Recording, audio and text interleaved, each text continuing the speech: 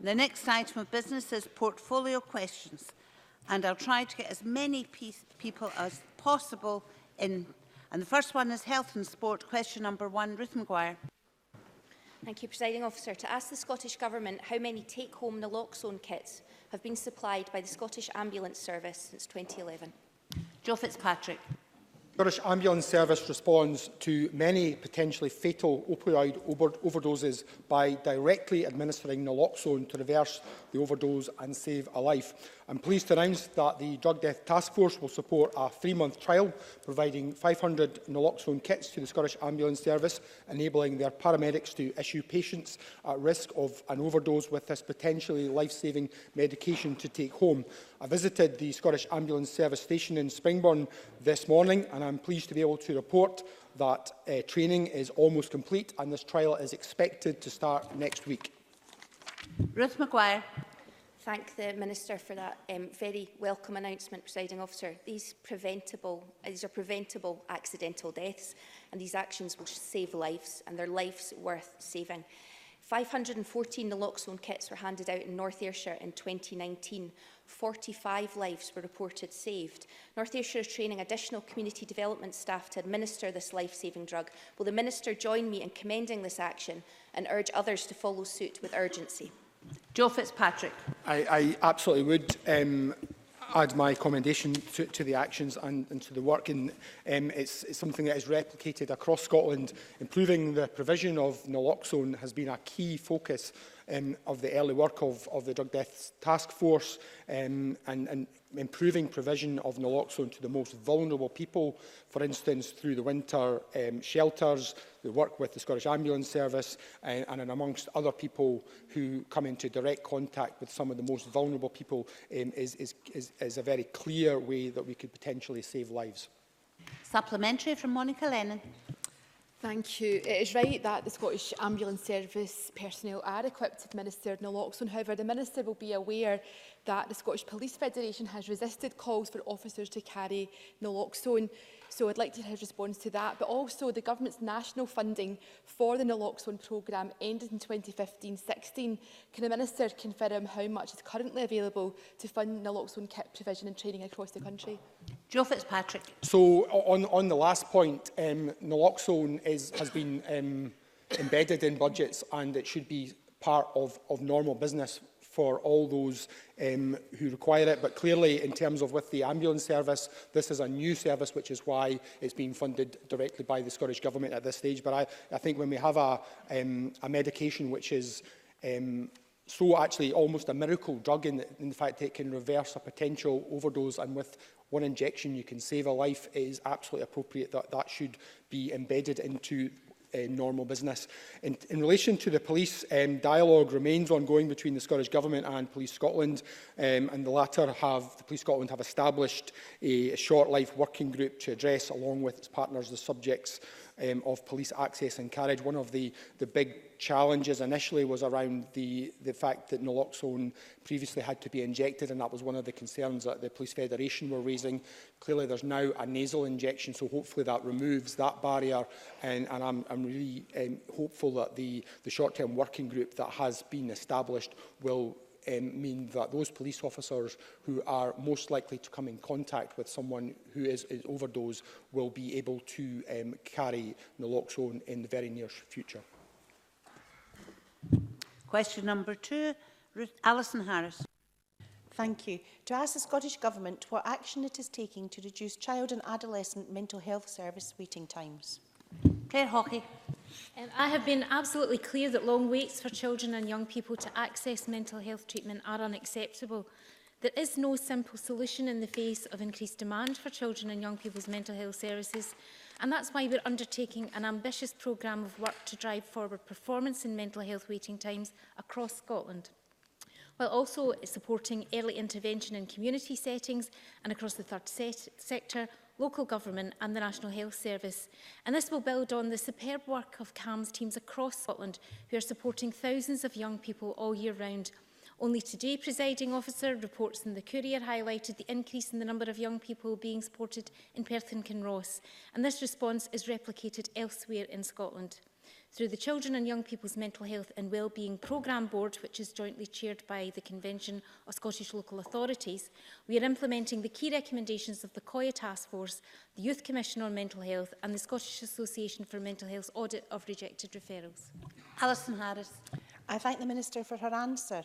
However, less than 2/3 of children and young people with mental health problems in NHS Forth Valley were treated within 18 weeks of referral in the most recent quarter. So is there something more specific that the Minister can do to actually help those children in NHS Forth Valley? Claire Hockey. So officials are already working closely with boards on regular monitoring of performance, acknowledging that some boards in particular face particular challenges, and we're adopting an approach which will involve more enhanced engagement over the coming months. And this will include a series of site visits and meetings with NHS chief executives, integration authority chief officers and senior clinicians to review the trajectories and support the development of local improvement plans. Question number 3, Maureen Watt. The Presiding Officer, to ask the Scottish Government what funding it is providing for community-led sports in Aberdeen South and North Kincardine. Joe Fitzpatrick. Member will be aware the Scottish Government routes our funding for sport through our national agency, Sport Scotland. In Aberdeen South and North Kincardine, Sport Scotland invest in community-led sports through the direct club investment and sports facility funds, and also provide investment for their local delivery partners for the active schools and community sports hub programmes. Maureen Watt. I thank the Minister for that answer. I was delighted to attend the opening of the Neil Cooper Cruyff Court in the Tullis area of my constituency in November. It's the second Cruyff Court to open in Aberdeen, and I'm aware of the fantastic work carried out by Street Sports to encourage young people to get involved in sport. Indeed, I'm holding an event in Parliament next Tuesday to highlight this.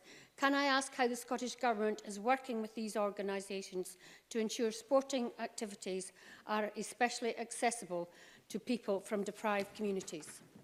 Joe Fitzpatrick. Well, obviously, I absolutely welcome the new facility in Tullis and the continued work which Street Sport undertake in the area. Through our Changing Lives Through Sport and Physical Activity programme, both the Scottish Government and Sport Scotland work with third sector organisations to identify and deliver sporting opportunities for all over Scotland, with a specific focus on deprived communities. Question number 4, Angus MacDonald. To ask the Scottish Government what its response is to the findings of the out-of-hospital cardiac arrest data linkage project report. Jean Freeman. The report shows that Scotland's out-of-hospital cardiac arrest strategy is delivering real results. 64% of people who suffered a cardiac arrest outside of hospital in 2018-19 received CPR from bystanders, compared to 41% before the strategy was launched in 2015. And 1 in 10 who suffer an out-of-hospital cardiac arrest are surviving and leaving hospital, compared to 1 in 20 when the strategy was launched. These results are a real testament to the hard work of the Save a Life for Scotland partnership, which has equipped over 519,000 people in Scotland with life-saving CPR skills since 2015, and especially to all of those who have become involved, willing to learn the skills that could and do save a life. Angus MacDonald. I thank the Cabinet Secretary for her response. She'll be aware that all of Scotland's local authorities have signed up to the British Heart Foundation's project to build a nation of lifesavers by providing CPR training in schools. Can the Cabinet Secretary advise what more the Scottish Government is doing to provide training to adults as well as children, to increase the number of people who have these life-saving skills and to increase the chances of survival of out-of-hospital cardiac arrest in Scotland? Jean Freeman. So the 32 local authorities have made a very welcome commitment to a systematic and sustainable approach that will see every secondary pupil leaving school with CPR skills. The strategy that we've just reported on was a 5-year strategy. It ends in this year, and although it has overshot the number of individuals that it was aimed to ensure had those skills, we will now look at what more we want to do, because we want to not only maintain the work, but see where we can build on that success. And in particular, we will want to look at the increase in skills in our most deprived communities.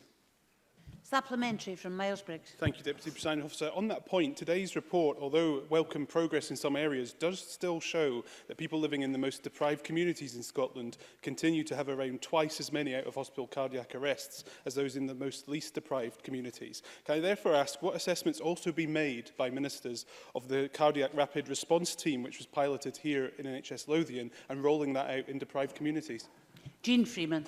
So all of that is both the assessment that Mr Briggs is referring to in terms of that pilot and how we would roll that out. What more we need to do now, having seen the success of the out-of-hospital cardiac arrest strategy, and in particular focus, as I said earlier, and he's mentioned, on those more deprived communities. All of that is now part of the work that we're going through to understand exactly how we should target the resource here in order to ensure that we close that inequality gap.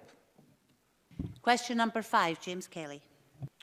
Thank you, Deputy Presiding Officer. To ask the Scottish Government what action it is taking to reduce delays at A&E departments. Jean Freeman.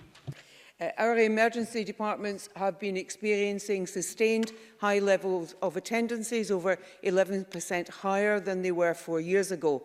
To ensure immediate improvements are made and that those are sustainable, we've invested £20 million to strengthen capacity, reduce delayed discharge and ensure quality of care and access to services over winter. We continue to support improved processes through external support to our health boards and our health and social care partnerships who are facing the greatest pressures to minimise delays for patients no matter where they are in the system, and have invested £30 million over the last 4 years to take forward the recommendations made in Sir Lewis Ritchie's review into out-of-hours care. James Kelly.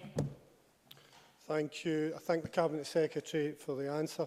The latest statistics for Hare Myers Hospital in the NHS Lanarkshire area are deeply concerning, with 95 people having to wait more than 12 hours in the A&E department.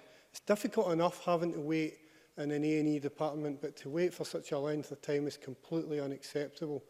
Cabinet Secretary, are you not embarrassed to be part of a government that's so out of touch, that's more interested in bringing a debate about flying flags than dealing with the concerns of constituents who are having to lie sick on trolleys waiting for treatment in A&E?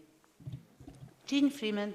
So, Mr Kelly, what I am interested in doing is focusing on improved patient care and not making cheap political points out of those situations. So, let me tell you that you are absolutely right, and I completely agree with you, that actually shouting at me, Mr Kelly, isn't really going to take you very far. What I am concerned about, as indeed you appear to be, is the level of 12-hour delays and 8-hour delays as well. But what I am pleased to tell you is that that is coming down in part because of the actions that I've just outlined to you, coming down primarily because of the efforts of NHS staff. Our overall focus is to ensure that we continue to drive up performance to meet the targets. That includes reducing 12- and 8-hour waits. But I would say, in recognition of the work of our NHS staff in emergency departments and across our health and social care system, that we continue to be the best performing country in the UK for 4.5 years in meeting our targets in emergency and A&E. Supplementary from Alex Cole-Hamilton. Thank you, Deputy Presiding Officer. The Royal College of Emergency Medicine will confirm that the extended delays in A&E are not largely a result of performance in A&E departments themselves, but the fact that patients cannot be admitted to the wider hospital many times because of the absence of beds. This is caused by the fact that people are staying far too many nights in hospital after they're declared sick to go home. Does the Cabinet Secretary recognise that the interruption in flow caused by an inadequacy of provision in social care in our communities is leading to the delays in A&E? Jean Freeman. So, Mr Cole-Hamilton is in part right that part of the reason for the challenges that A&E is facing is the flow through the hospital, which is disrupted by delayed discharge. It's also about the quality and sustainability of out-of-hours care, which is operating in, by and large, a robust fashion across the country, with two particular exceptions, one of which is Greater Glasgow and Clyde, and as he knows, I've taken action on that. But we have invested £711 million in health and social care, and we know what needs to be done in order to improve delayed discharge. I could take Mr Cole-Hamilton to one health and social care partnership operating in a particular health board that has no delayed discharges, and its neighbouring health and social care partnership operating to the same health board that does have delayed discharges. Both of them receiving funds and support to the same proportion from this government. So therefore the question is, what do we need to do to improve performance in a way that is scalable and sustainable across the country? And that is what we are focused on with our partners in COSLA and with the specific actions from the Ministerial Strategic Group in order to ensure that across Scotland all our health and social care partnerships reach the level of excellence that we are seeing in some. Question number 6, Mark Griffin. Thank you, Presiding Officer. To ask the Scottish Government what progress it is making on delivering a soft opt-out organ donation system following the passage of the Human Tissue Authorisation Scotland Act 2019. Joe Fitzpatrick. The Scottish Government is working in collaboration with NHS Blood and Transplant and the Scottish National Blood Transfusion Service to implement the Human Tissue Authorisation Scotland Act 2019. Work is underway on a number of work streams, including the development of guidance, training, updating IT systems, secondary legislation, as well as awareness raising and public information. We're confident all necessary steps will be in place in time for autumn this year. Mark Griffin. I thank the Minister for that answer. As the Minister said, he commenced provisions in relation to further consultation on the Act, but can you tell me what plans are in place to boost awareness, both about the change to an opt-out system of donation and when that public awareness campaign is likely to start? And can you also expand on the answer that he has given about what action has been taken to train NHS specifically so that they're ready to deliver that opt-out system as soon as possible? Joe Fitzpatrick. So, in relation to the first part of the question about public awareness, I think that's absolutely essential that we get that right in order to make sure that there continues to be confidence and in the system, and that is part of the safeguarding which underpins the system, is making sure people understand it.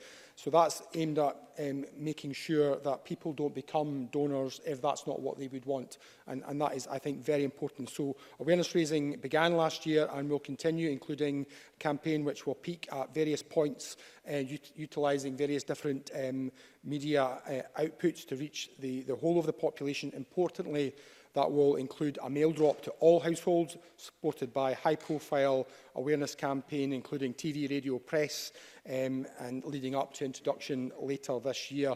The other point that the member made in relation to training is equally important. It is really important that our staff are appropriately trained, and delivery of training of staff in the NHS who will be involved in donation and transplantation is scheduled to begin in the end of March or April to meet the autumn implementation date, and we've worked closely with NHS stakeholders on guidance to support that training and to provide clarity on how the changes in law will work in practice.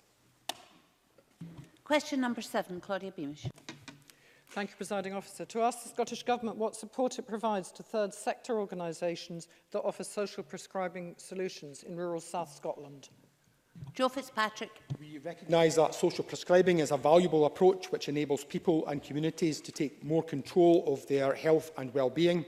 We're working together with partners to realise the benefits of social prescribing and develop effective links between local wellbeing initiatives and healthcare professionals who can connect people to those. For example, in the south of Scotland, we are contributing funding as part of the €8.7 million European Union Empower programme, which is working with third sector organisations in Dumfries and Galloway and Ayrshire and Arran to support the health and well-being of older people. Social prescribing and technology-enabled care are key components of this programme, and we're developing our approaches as it progresses. Claudia Beamish. Thank you, Presiding Officer, and I thank the Minister for that question and for that answer, rather. In 2016, the Royal College of General Practitioners, as you'll know, identified that 30 to 40% of GP consultation time was spent with patients who would benefit from community groups and services. And given the increased reliance and the recognised value of these non-medical routes, can the Scottish Government consider how future investment might be made directly in local communities, creating a more community asset-based approach, such as for Healthy Valleys in Lanark, where I stay?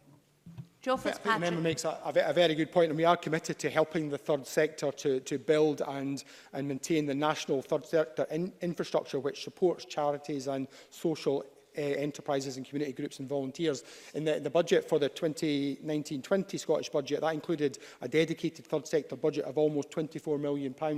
But I'm absolutely certain that we need to look at how we can take this further.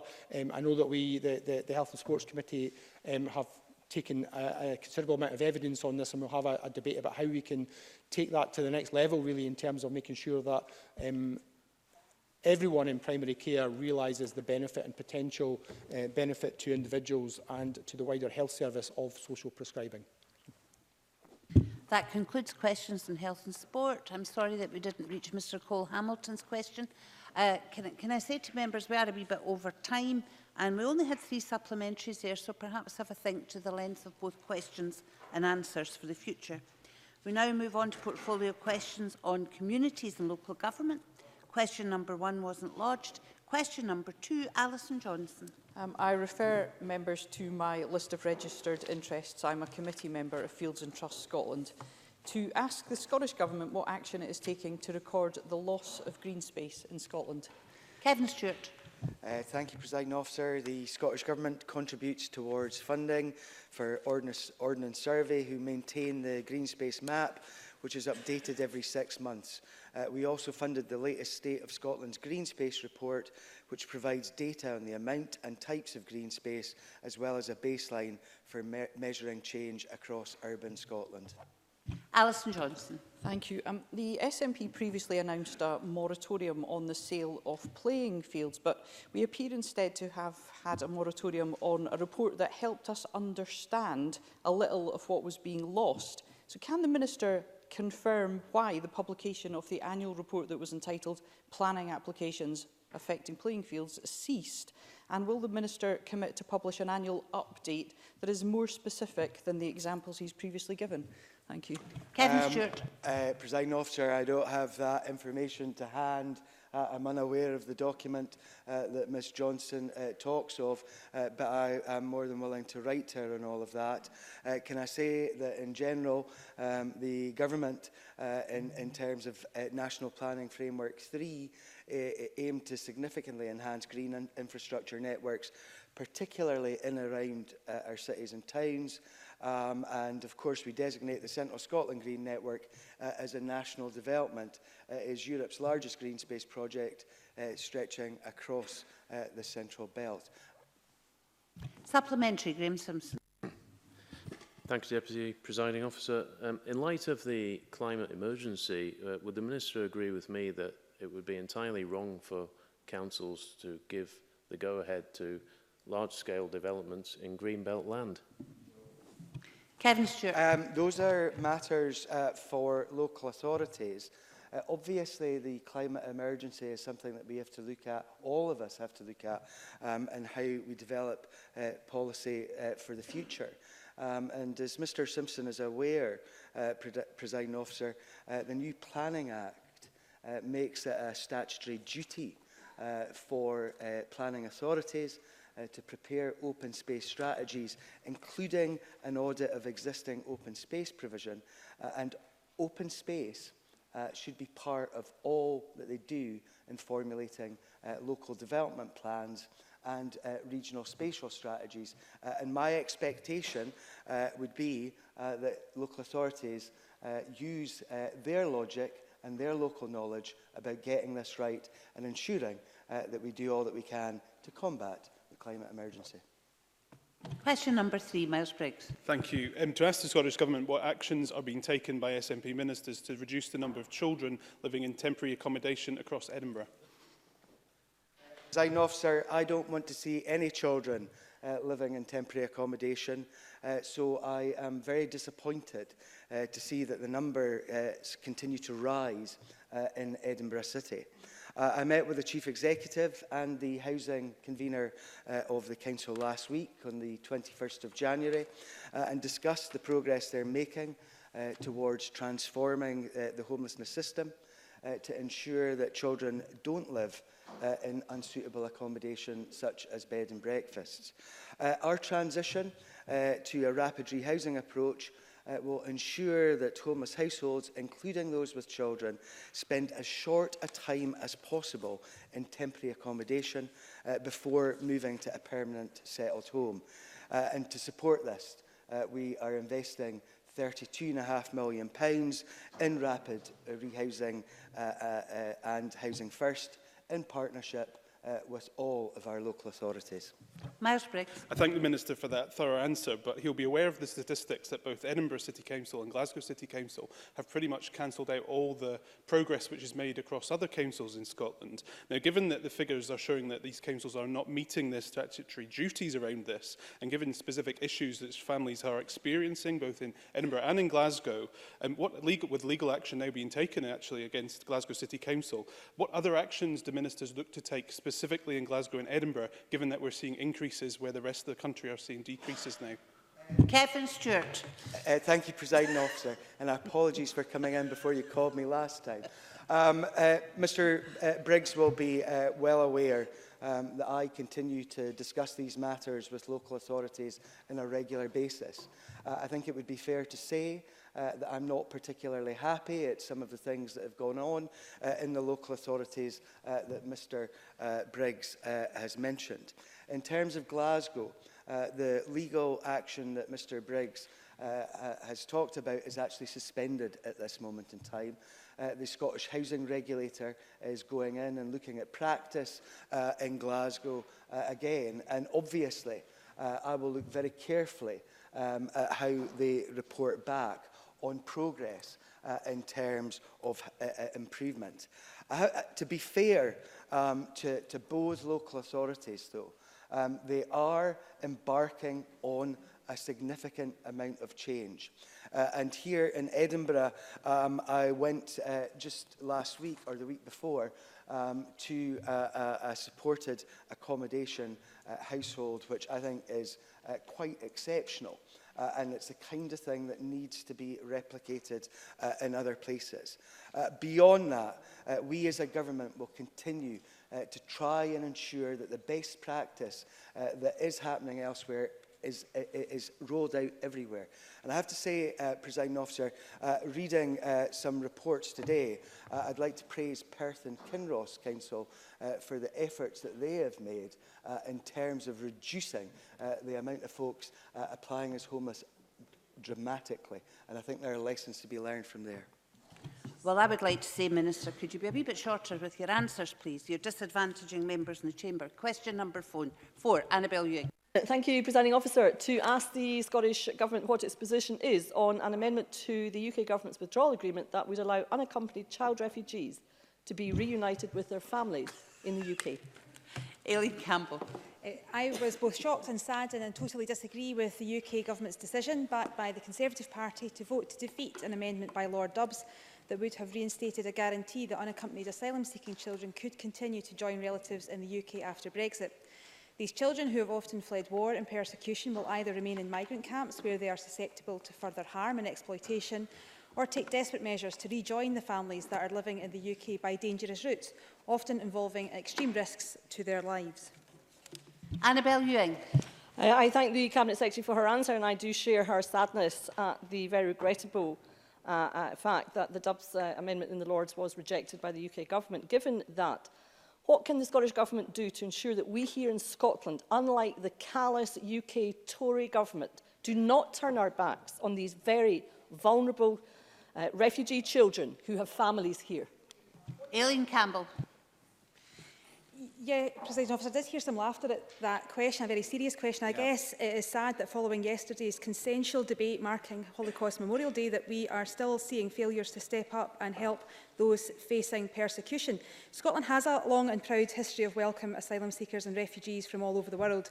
We believe that this welcome should most obviously extend to unaccompanied children seeking asylum in Scotland, children who are amongst the most vulnerable in the world. They have faced extraordinary levels of adversity to get here. They deserve to be supported and protected. So we will continue to press the UK Government to outline their plans for these most vulnerable children as soon as possible following the passing of the UK Withdrawal Act.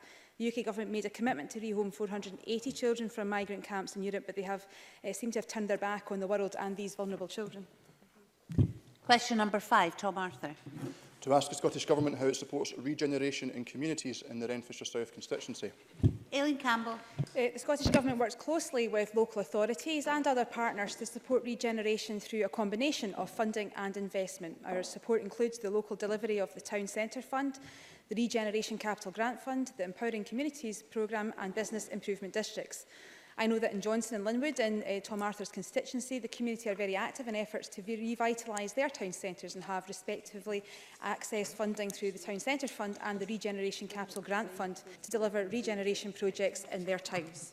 Tom Arthur. Can I thank the Cabinet Secretary for that answer, and can I ask as Cabinet Secretary what role she believes regeneration can play in supporting town centres to adapt to the changing retail environment brought about by out-of-town shopping centres and the growth of online shopping? Aileen Campbell.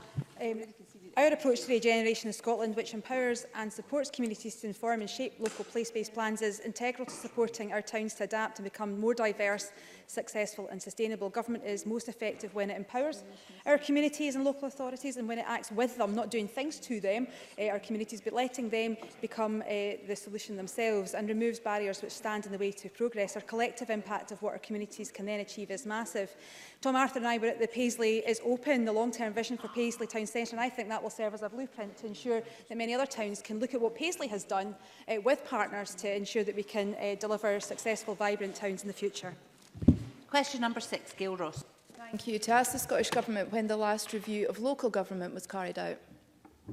Aileen Campbell. The last major review of Scottish local government was the Local Government etc. Scotland Act 1994, which took effect in 1996 and created the 32 unitary local authorities that we have today. Gail Ross. I thank the Cabinet Secretary for that response. The Highland Council covers a huge and diversely geographical area, with 74 councillors covering a third of the land area of Scotland, or 9,906 square miles, including 14 island communities and areas classed as remote and very remote rural. Isn't it time that Inverness had its own local authority, allowing the remote rural areas to receive the representation that will more suit their unique needs? Aileen Campbell. So I recognise much of what Gail Ross says and recognise the geography of Highland Council and the challenges that brings out. Separating Inverness, however, would still leave around 80% of Highland Council's population remaining in one authority, and it may not address the wider geographical issues. Any changes to Highland Council would be part of a wider review of all local authority areas in Scotland, and we have no current plan to carry out such a wider review. Nonetheless, the Local Governance Review aims to look to rebalance democracy and empower our people and our communities. And so, given the issues that Gail Ross raises, I'm happy to meet with her to look to ensure that we get thorough responses from the communities that she represents in the Highlands to help shape and mould that work as it goes forward. Short supplementary, please, from Kenneth Gibson. Thank you, Presiding Officer. Does Cabinet Secretary agree that the current structures of the NHS, local government and governmental agencies, together with integrated joint boards, growth deals and community planning partnerships, are understood by only a fraction of the population, and that work to declutter the public sector to focus more effectively and transparently on service delivery is therefore essential? Aileen Campbell. So again, I think that question absolutely flows from what I've mentioned around our local governance review to make sure that we have appropriate levels of governance and accountability in our country, and that's why, as part of the joint local governance review, the Scottish Government and COSLA have recently invited Scotland's public sector leaders, including all councils, to submit their proposals for alternative governance arrangements which can improve people's lives. This includes proposals to tailor local circumstances and aim to improve effectiveness, efficiency and transparency as much as possible to try and look at some of that clutter that I think Kenny Gibson may have described. Question number 7, Colin Smith. Thank you, Presiding Officer. To ask the Scottish Government what its response is to the decision by Dumfries and Galloway Housing Partnership to enter into partnership with the Wheatley Group. Kevin Stewart. Presiding officer, this decision was a matter for the board of Dumfries and Galloway Housing Partnership following a ballot of its tenants to protect tenants' interests and deliver on the opportunities and the commitments made by Wheatley.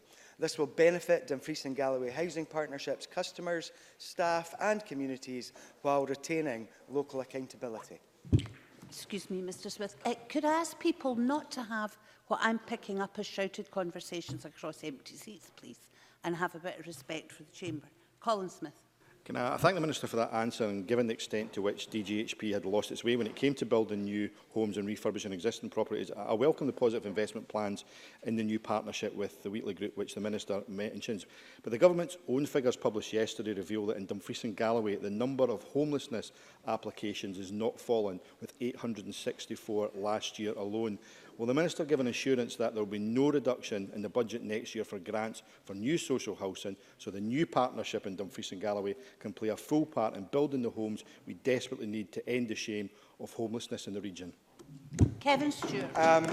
In terms of the affordable housing programme, the planning assumptions for that were laid out some time ago.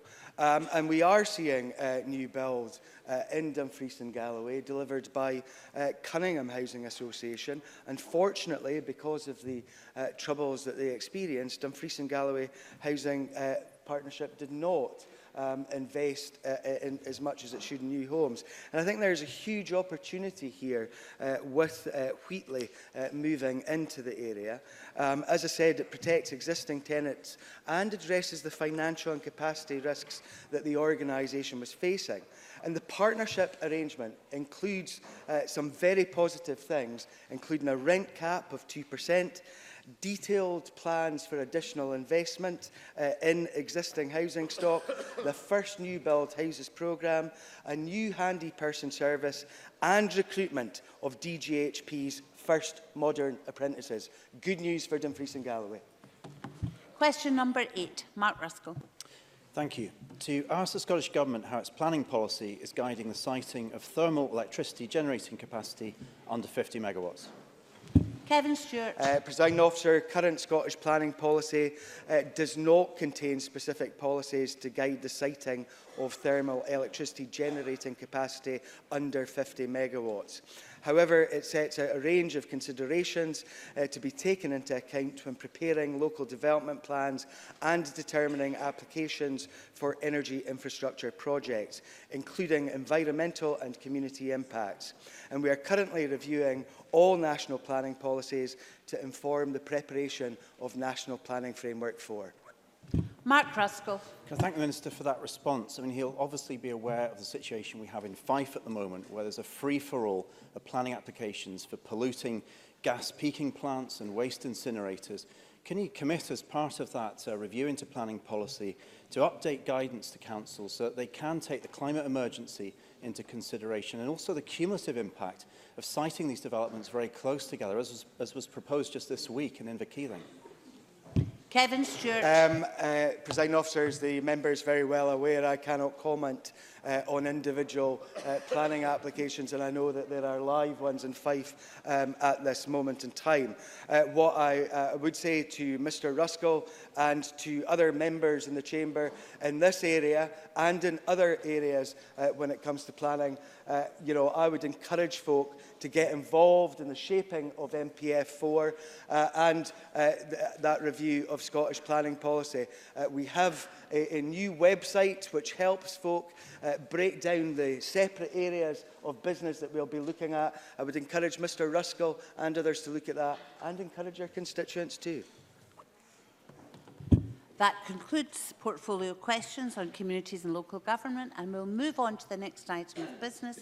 Would anyone who's shifting seats please do so quietly and quickly.